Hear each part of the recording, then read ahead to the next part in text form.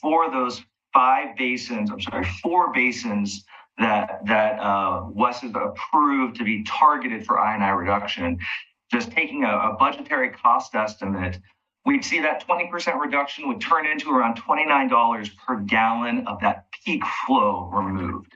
So it's those huge rain events, kind of like the one we got at the end of December. If folks here remember that one, a couple days right after Christmas, we kind of had that rain on snow event, and it really wreaked havoc on a lot of city sewer systems.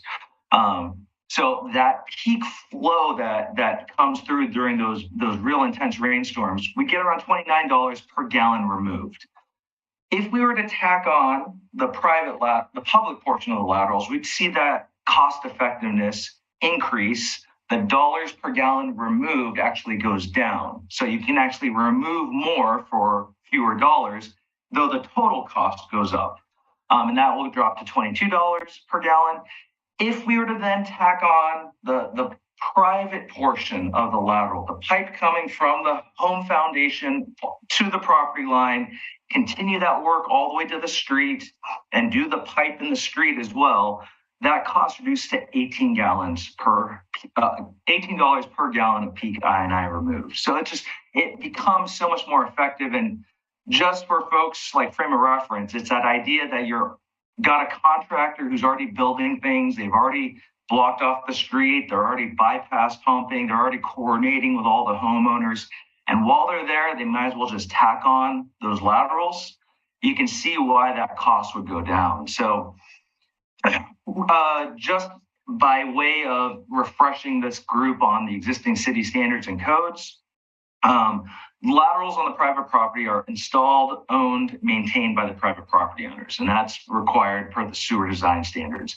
But the code allows the city the right to go inspect the private laterals, and if something is found in quote unquote disrepair, the city may assess a fee for the laterals that fall into that category. So the city has a right to go, because they're connected to the public sewer system, they have a right for inspection and even to require repairs and assess a fee if the city decides to do those repairs themselves. So that's a little bit about the ability that the city has to go and do some of this work. How about moving that from what you're justified in doing to actually doing something? So hopefully what I just shared presents the case for the cost savings and the reduction that justifies the need. It's the most cost effective, the best use of the city's dollars to try to incorporate private property laterals into your rehabilitation work. And you've got the code and the standards that provide that authority. But the real question before us, or the two questions, is who's going to oversee that rehabilitation? Is that private homeowners? Is it the city? Is there some other entity? And who will pay for it? So that's the questions that we want to discuss here today. So we got a few options for you. John, if you could advance the slide one. Thank you. One of the major limiting factors is the West reimbursement program that John just described. For the 4 priority basins that the city's identified, the I&I program right now is estimated to be around $33 million, including all the private laterals. The West reimbursement requirements say that the funds must be spent directly by the city. So it's not a private property owner fixes their lateral, city reimburses them, and then asks West to pay that 1/3 that they're offering. That's not allowed by the way that the program is currently written. So the funds must be spent directly by the city, paying the contractors for the construction work.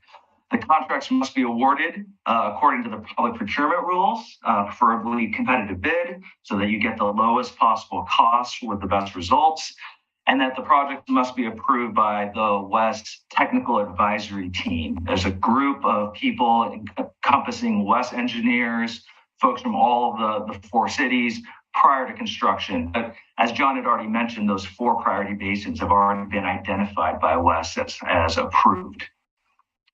So that reimbursement is a really important piece to making a decision of how are those 2 questions going to be answered? Who's going to oversee it and who's going to pay for it? So keep in mind those questions when we think about the WES reimbursement. So we wanted to share what we thought were the three primary options that the city has regarding private laterals. First option, city pays the full amount. Second is the homeowner pays the full amount because many of these laterals, as John mentioned, built to the lowest possible standard, a lot of them reaching the age, if not past the age of their useful lives.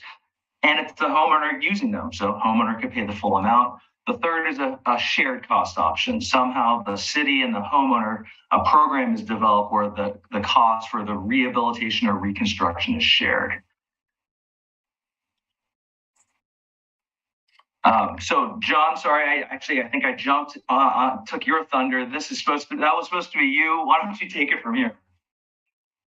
No, that's fine. And this was just for the commission's benefit. This was a lot of conversations and discussions amongst our team. It's a pretty large team and kind of diversity of ideas and understandings and kind of thoughts on how we both present this and what we thought was right for the city.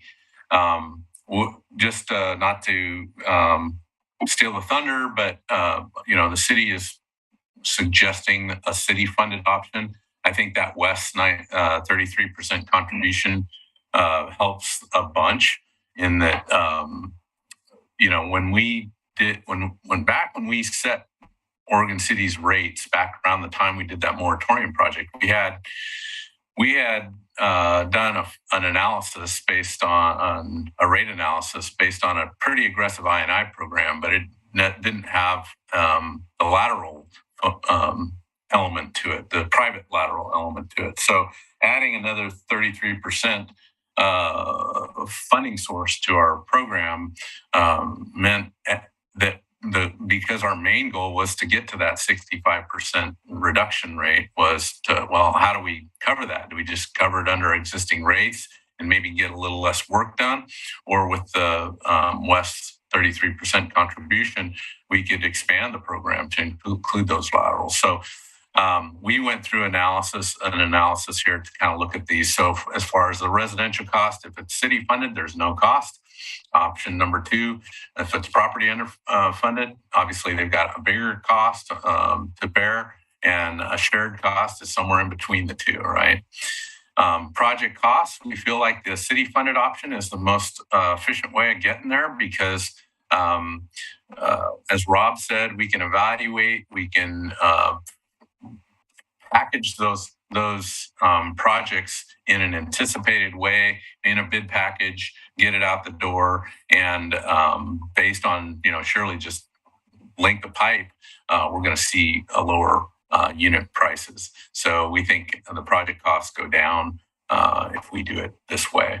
It's also just the effort in terms of coordination. While we'll be coordinating, it's a lot more difficult if we were going to try and share the cost and figure out loan management or a shared payment, whether their contractor does it or our contractor. It just gets more messy that way. Obviously, there's a near-term project budget. I think Kenny has got lots of spreadsheets that show the long-term effect of this, but near-term. So in the long term, I think it balances. We see any of these would balance out, but the short term, we're going to spend more money up front by the city.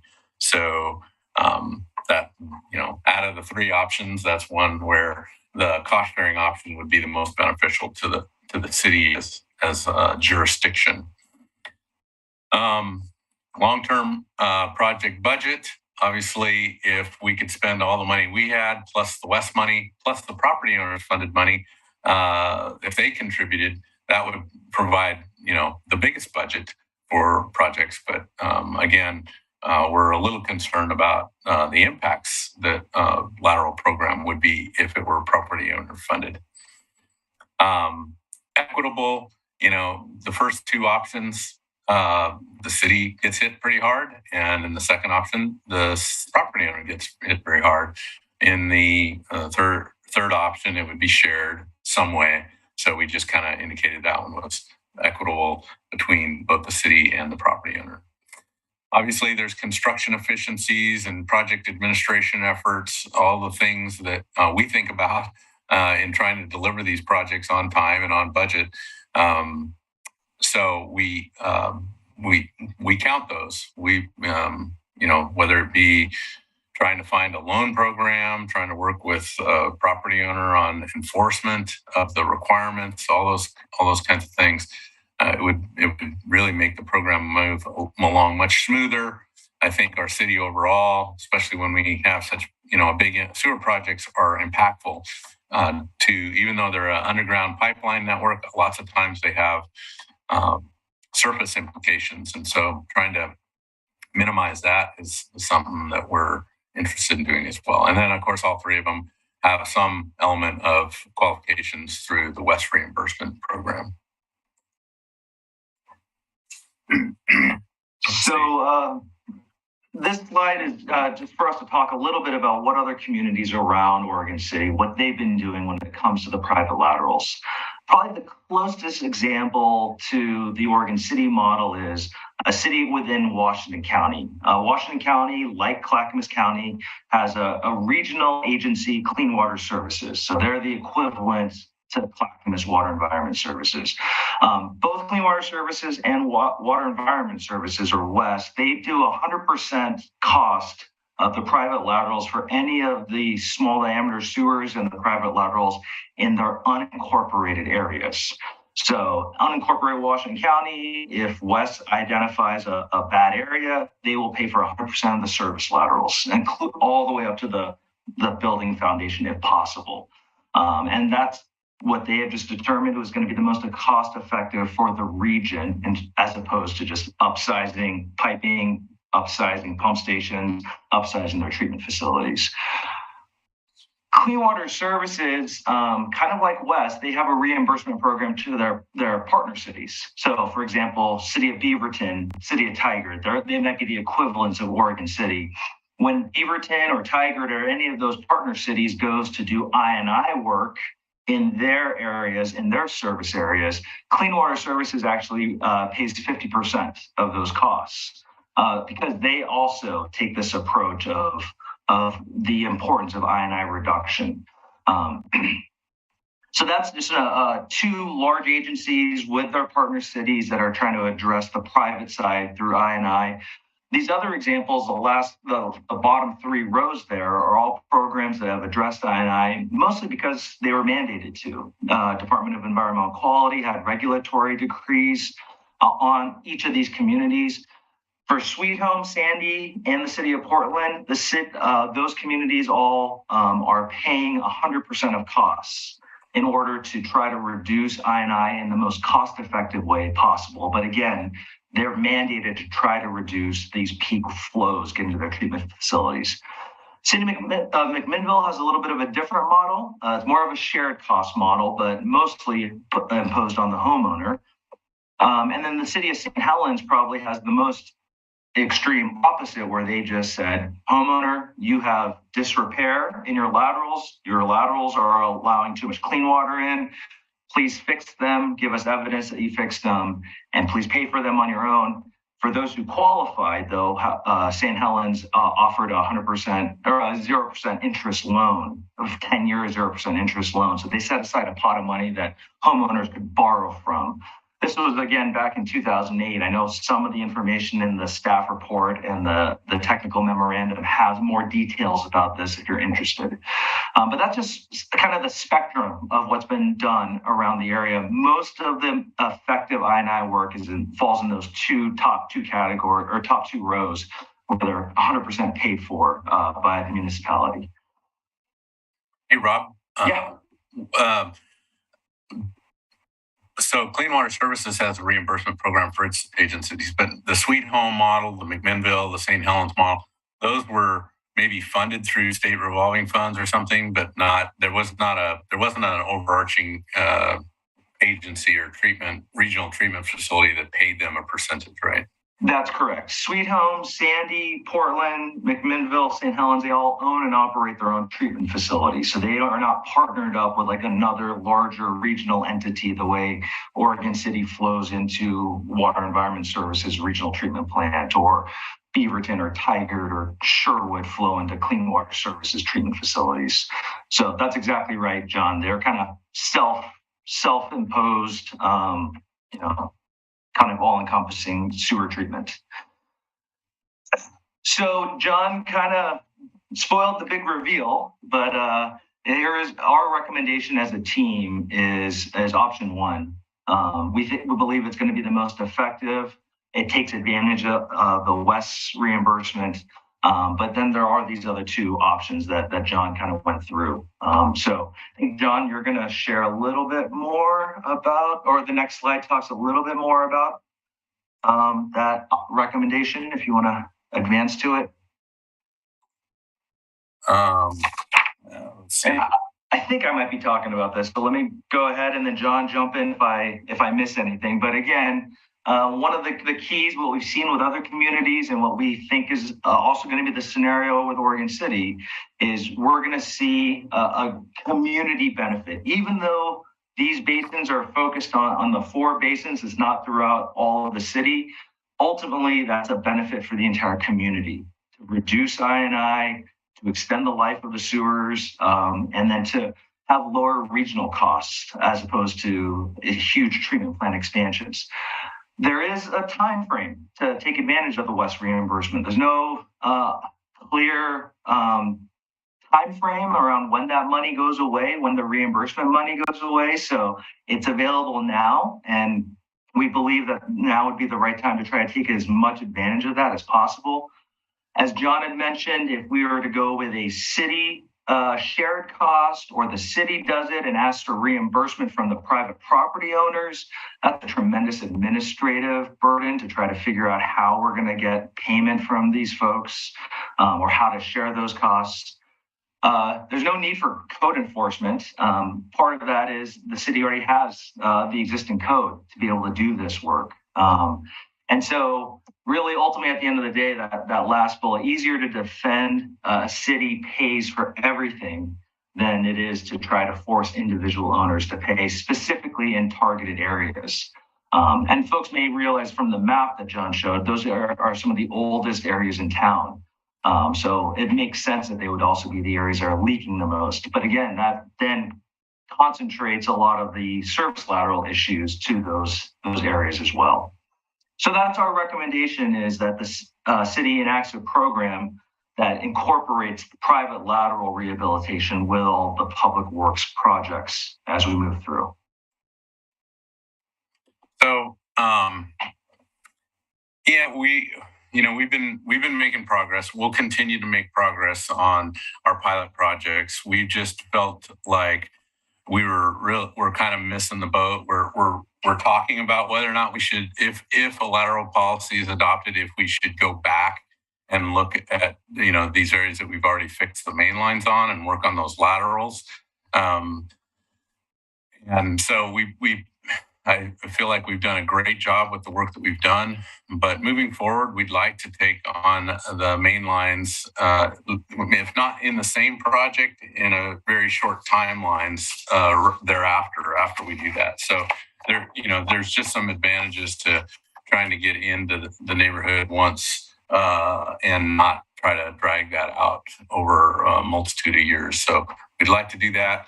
We'd like to see as much of that West reimbursement recovered as we can, and so we'll keep moving, but we're kind of hoping for some buy-in from the commission. And get to the next slide. So what service lateral programs, is the commission favorable with this? This is quite different than what we presented the last go around. That's a good question. Is there unanswered questions? I mean, this PowerPoint was lengthy, but the staff report was even longer. Well, I guess not the staff report, but the memo that was attached to it. So we were trying to get as much information in front of you as possible. We know your work session agenda is pretty full. So, do you want a second work session? Do you want to give us, a recommendation now?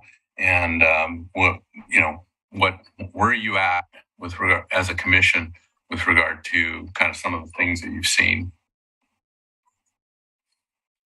And Rob, is there anything else before I open it up to questions that you wanted to share? No, I don't think so. Good. We covered a lot. So, Mayor, do you want to stop screen sharing? Yes. On it. There you go. So I think Mr. O'Donnell and Mr. Smith remind me that I think when we talked about this last time, while former Mayor Lyle Smith was here, we had talked about having Public Works move towards the option one, that if we were going to get reimbursed by West, that we would fund that ourselves. And that's what I recall from my notes that we had discussed. We hadn't actually even discussed options 2 or 3, because they were proposed before. So am I remembering correctly, Mr. O'Donnell, Mr. Smith? I think you're remembering correctly, and I stand by that decision back when. I mean, there's economies of scale in getting the project done. There's an avoidance of the administrative expense would be a terrible waste of funding. So I would favor option 1. Mr. Smith, any thoughts on that? Yeah, I remember that's what we talked about. My concerns are more about the West reimbursement of the 33% and how they figured that out. We know that that's not based on any cities. Basically, we don't know how Oregon City has put a lot more effort than other cities into fixing its I&I. So that hasn't been considered in comparison with other cities, nor do we know and ever have gotten the exact amount of inflow that goes into the West plant from our city to know whether or not 33% is equitable based on the other cities. So I have a feeling that, of course, that once we accept that reimbursement for 33%, we're grandfathered into basically accepting that and making that be the number that we go with for the future. I've had concerns with West from the beginning. As you all know, we should have never actually had an MOU with West to begin with. And so I have great concerns about that. Well, I think that ship has sailed a little bit, but I understand your concern. Mr. Marl? Yeah, that was my recollection of past conversations as well. I would like to continue moving forward with the city-funded option. So yeah, thank you for the presentation. Mr. Mitchell? Well, that just cleared up one thing. I just wanted to make sure that option 1 was city-funded. That's to be clear. But my question, I do have a question in the policy menu that you memo that you sent out. There was a chart, and it showed that I've got it up here. I got to look at it again. On the property owner funded, actually removed 2.7 million gallons compared to 2.1 million gallons on city funded. And I'm just questioning, why does the funding method make a difference in how much I&I water is going to be removed? I didn't quite understand that. I don't have that in front of me, but maybe Rob does. But my recollection is it's got to do with more of the total program and the ability, how much funding is available to be spent. So there's if it's I think I can go ask this, John, if you would like. Okay, thanks. Thank you, Kenny. So yeah, I'm the one that ran all the budget projections. And for all of these options, I evaluated them all against an identical city budget, approximately $21 million over 5 years. And so what varies with these funding methods is what other funding is coming in. Are we getting additional West reimbursements because we're spending money faster? Are we getting additional money from our ratepayers because we are having them pay for part or all of the lateral. And so what winds up happening with option 2 is that the overall budget increases pretty dramatically because a good portion of that $53.6 million is coming from property owners. And so the reason we're moving so much I&I with option 2 is we're basically offloading approximately a third of our cost off onto the property owners. And we've had a lot of discussions already about how that may or may not be the most equitable approach to solving the city's problem. Okay, thank you. That makes sense now. Okay, anything else? I thought it was very thorough and very explanatory, although Mr. Lewis, I think you didn't put in a fee there for, don't we have a special inspection requirement by the Oregon City Police Department? I didn't see you put any reimbursement in for that so that you can compensate that department for their services. I didn't miss it. They provide that service for free, Mayor. So it's a complimentary service from the police department to help with the sewer. What is it? What is it that they're responsible? What is Chief Band responsible for? He is. Privies and for toilets and connections. Oh, okay, good. But I thought, as generous as you are, I thought you might be able to put in a little reimbursement for the extra service. Oh, he does it out of the kindness of his heart. Thank you for your feedback. So John, you have what you need. It sounded like there was consensus around option number 1. And what are the next steps from your point, your position? Well, I think we've got the code to do it. We don't need any action from the city commission other than this. They'll have the authority over any contracts we issue, but we'll just move forward with scoping our projects to include the laterals. And of course, we'll be doing a lot of neighborhood outreach. Okay. I will endeavor to get a comment back regarding Commissioner Smith's question when I have my next West meeting. So, all right. So we're on to City Manager report. Thank you. The one item I did want to bring up more as a reminder, check-in, and if there are any concerns, hopefully we can discuss them. As you may recall, several months ago, all the city commissioners participate, obviously, on urban renewal. We received a request and then a presentation from Summit Development concerning utilizing city staff to assist with identifying potential grant funding opportunities. And the direction was that city staff really would not be doing the work.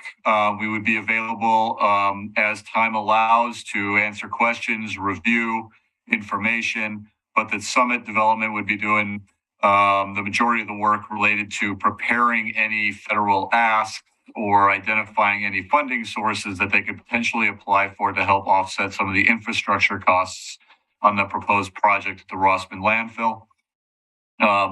Since then, I've met, and the economic development manager have met a couple of times with Summit Development as well as with Clackamas County, and looking at what those funding options that might exist are out there and how realistic they are to achieve them. So one grant opportunity that's been identified is called Rebuilding American Infrastructure and Equity. It's called the RAISE grant through the federal government. Summit has prepared a grant request for infrastructure, specifically on Washington Street and Abernethy Street. As part of their land use approval, they're required to build a half street plus 10 plus the needed infrastructure, the bike ped, the sidewalks, etc., to make a complete street there, as we would with any typical development. So they are preparing a $9.6 million grant that would be that the city would submit. If we are successful, Clackamas County would manage the funds to complete the projects, depending on what's approved through that grant process. The grant is due at the end of February. So I just wanted to bring it up. It'd been a little while since we've kind of talked about the work that we've done trying to identify additional funding sources for that potential development project. Are there any questions related to that?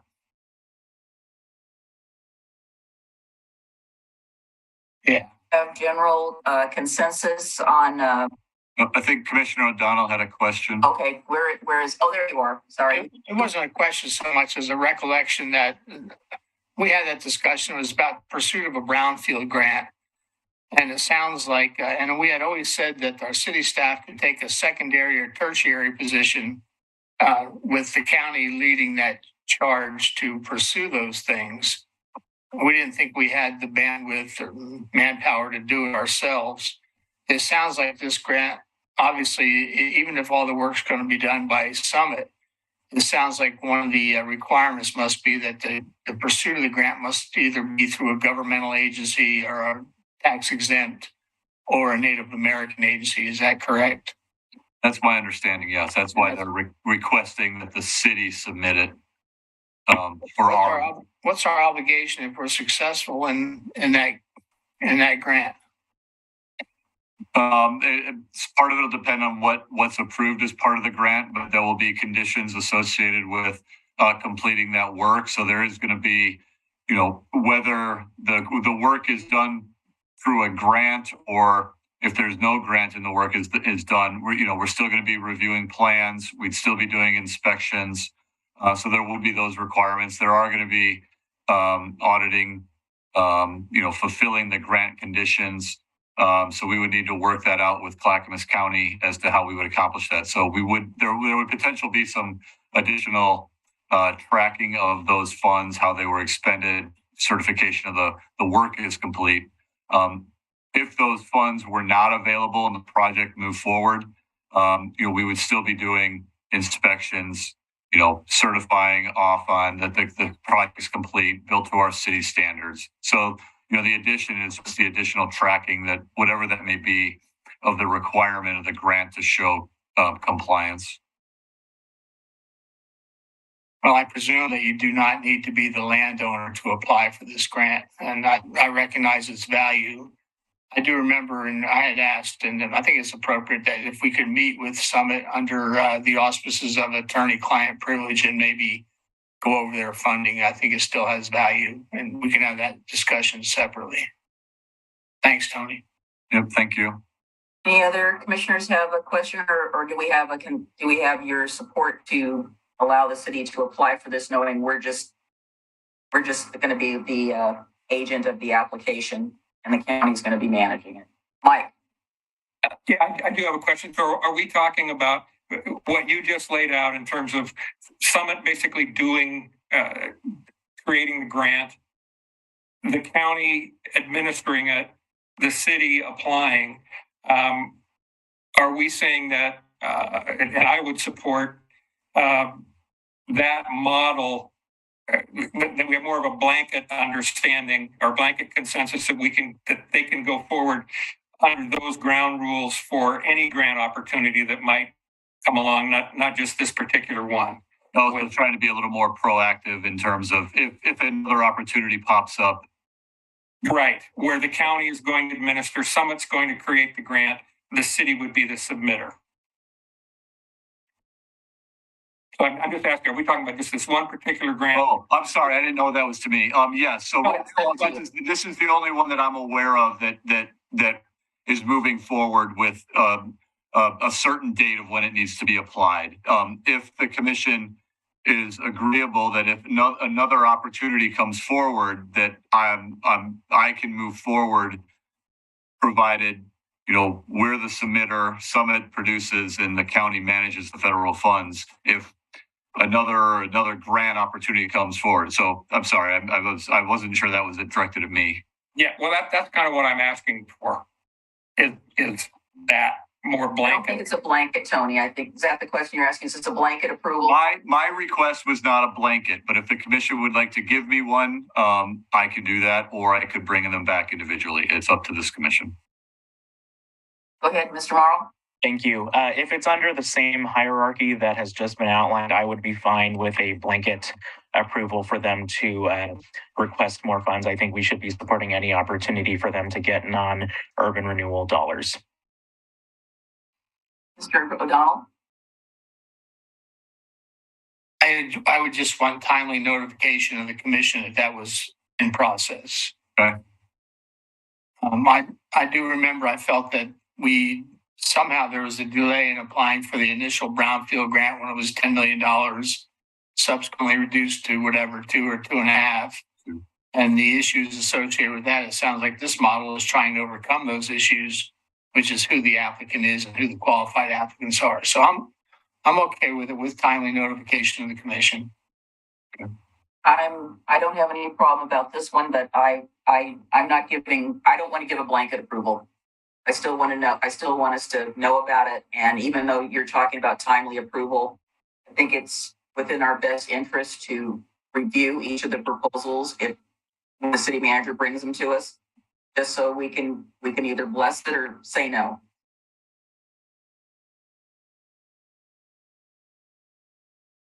I can go either way. Yeah. Right. I agree with the mayor. I think we should have them come to us. So for Have Tony bring them to us, Rocky. so for future ones outside of this one. Yeah. Yes. Okay. I think it's helping us stay in the loop and also maintain our fiduciary responsibilities to the public. Let them know that we are working with them to move forward. Okay. So I will let them know that we'll be helping them to submit the raise grant, and then any future ones we'll make sure to coordinate presentation to the commission. Yeah, if it warrants one, because you could be the presentation. All right, so on to commission reports. Mr. O'Donnell, do you want to tell us about the upcoming South Fork Water Board meeting that we're going to have tomorrow? I can do that. Actually, I spoke with our fearless leader up there, Mr. Parno, today, and we're going to hold that in-person meeting for the first time since the pandemic, which is good. There's going to be a discussion about our support, and that's all it is support for West Lynn, who's been placed in a position of having to replace the water line to service them across the 205 bridge probably 10 years earlier than they would have. So it's just going to be a letter of support, and we'll discuss the specifics of that at the meeting. We have a chemical feed building project that's going to go out to bid in about March or April. The design work is done. And of course, we'll deal with whatever the current supply chain issues are. And we just recently performed maintenance work at the intakes on the Clackamas River, including divers and dredging. And that's simply to keep the screens clear of winter debris. So other than that, we'll see everybody tomorrow night for our South Fork meeting. Thanks. Commissioner Marl. Oh, excuse me. Yeah. Sorry, I skipped you. Oh. Commissioner Smith.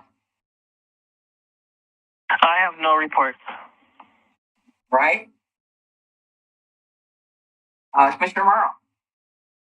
Thank you. So last night we had a CIC meeting where we had a very lengthy discussion and Q&A with Seth from Summit Development, and I think there was a really engaged audience there that was interested in hearing more about this, and so that was good.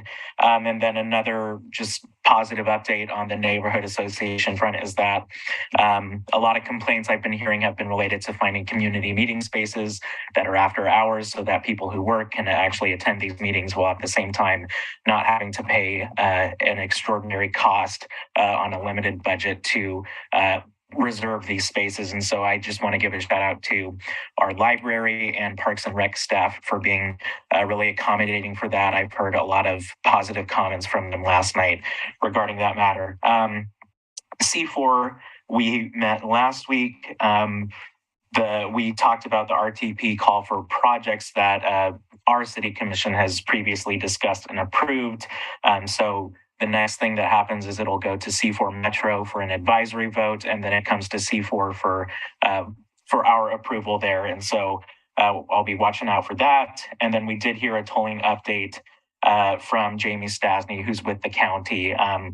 I will note that everyone was clear to say, I'm with the county, I'm not with ODOT. And I think that speaks to a bigger problem that ODOT has garnered a reputation of their communication skills with our local cities. So it was a very informative presentation about tolling and where we are. The environmental assessment is going to be dropping here soon. And so that's going to have a whole wealth of information for us as we move forward.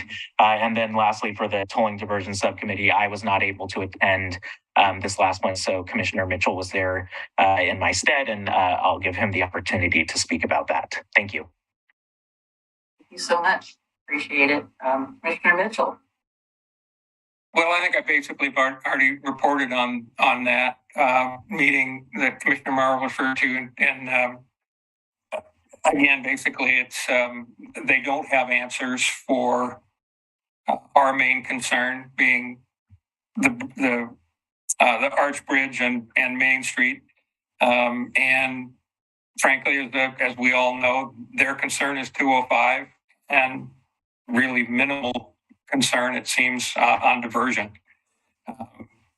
which is certainly going to be problematic, especially if they go forward and just pull the Abernathy Bridge area and what that'll do to downtown. But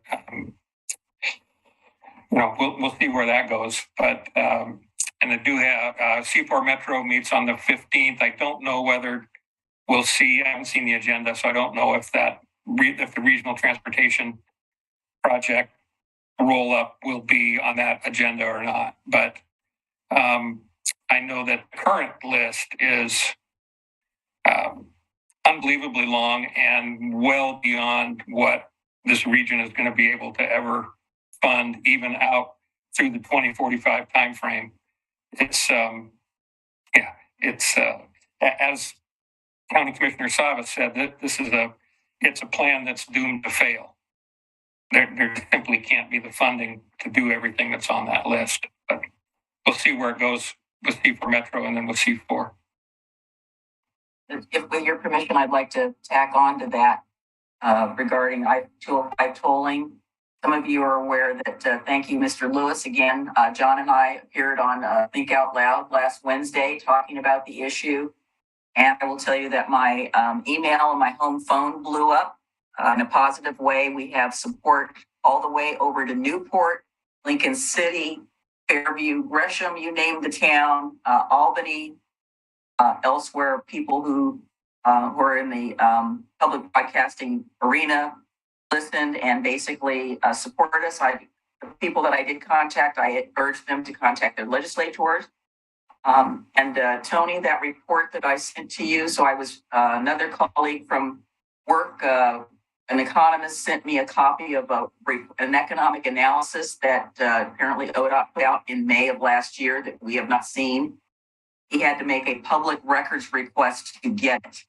So it talks about I haven't finished fully reading it, but the bottom line is that there are definitely, they recognize in the study that it's going to crush downtown Reagan City is about what I want to say. So I will make sure the city manager sends that out to all of you if you're interested in that.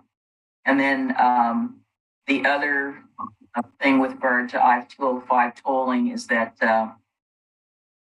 in addition to citizens, I've had a number of fellow council people, commissioners from other jurisdictions reach out as well. So the groundswell is rising, and I've gotten lots of good reports. And again, thank you to John Lewis for sitting in on that with me. We kind of tag teamed and answered all their questions. So that's all I have to report on that. We will be having a West meeting. They're going to be doing some like lunch and learns, which are not totally related to sewer and stuff. It has a lot to do with the SOLVE program that they're in. The other thing that is coming up is that they started talking about this capital improvement plan, but nothing substantive to the group. And so that's referring to the conversation that Mr. Lewis and I had this afternoon with regard to some of Oregon City's issues and concerns that are not any different than the ones that Commissioner Smith brought up. So Downtown Oregon City Association, we've added 2 new board members, both downtown business owners, which I hope will help with community engagement. The impact meeting this last month, I was elected as second vice president. Apparently they have to have somebody from Clackamas County, somebody from Washington County, and somebody from Multnomah County. So the new chair is from Multnomah County, and the first vice president is from Washington County. I have no desire to take over that committee, so I said I would do this for a year, and that is it. We are talking about the regional transit plan, which of course completely negates the fact that there's crappy service to the local outlying communities like ourselves in Happy Valley. Councilor Sherman from Happy Valley continues to bring up over and over and over again that the transit system has basically failed the outlying communities. The other thing we talked about was the regional solid waste plan. As many of you know, I was on a citizen committee to cite a new commercial waste facility. They decided to bail on Jennifer Street because of some environmental concerns. And I really hope they're not starting all over with this process, but it's, I hope they build on what they've already done before, not starting all over. But we talked about what we need in the area for waste. Did bring up the need for the regional solid waste program as companies like Ridwell who are taking waste that people are throwing away, and they got a little testy with that. It's in Portland, and there's some areas of Washington County that have it, and I said, well, we need to have it over here as well. You already got the South Fork Water Board, and then Willamette Falls and Landings Heritage Area. We had a retreat on Friday, all at Shampooey, and 2 things came out of that. One that's most related to us is that the organization has decided to continue to pursue the National Heritage Designation. Also, we discussed possibly expanding the state heritage area, which I already thought it was pretty big. I thought it went from Lake Oswego to Butteville, but apparently it does not. There are 2 separate areas, our area falls, and then the Butteville Shampooey area is a separate state heritage area. And I said, that makes no sense to me. They really need to be co-joined. So we are going to engage in some conversations with the State Parks and Recreation Commission and see what they say about it. And the other thing is that we started discussions about expanding the representation on the board. Of course, one of the questions that got brought up is, why are there not other tribes on here? And of course, that was not controversial because one of our tribal representatives was not there due to some family constraints, but I expect that's going to come back around, and we see where that goes. The other thing that came out of that as well, since Russ Axelrod is one of the officers of the Locks Authority, I asked him and our chair, Christine Lewis, about representation for Oregon City on the Locks Authority. Because if we're paying into this, we should have a seat at the table. And that's basically my report. So do we have any other reports or anything else that people want to bring to our attention? Because we're not quite, well, we're going to miss a world record, but we're getting close. Anything else, gentlemen? Thank you to staff for all of your reports. We appreciate it. And you guys did a great job. And we'll look forward to, yes. Did everybody get the invitation about the February 23rd Clackamas Cities meeting in Happy Valley? I didn't realize we were having these every month. I thought we were doing like every other month. So I don't know who's sending out the invites and who's in charge of this thing, but maybe between Angelique and Jacob, we can figure that out.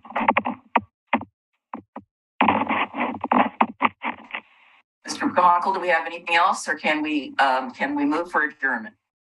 I think we can move for adjournment. Thank you. Okay. Motion to adjourn?